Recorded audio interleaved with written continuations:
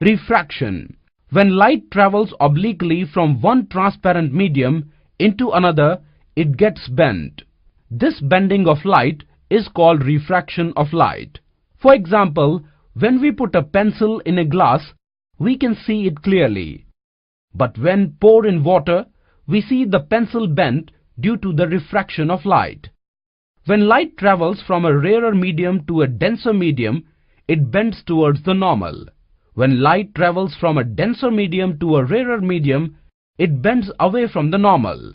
The incident ray, the refracted ray, and the normal to the interface of two transparent media at the point of incidence all lie in the same plane.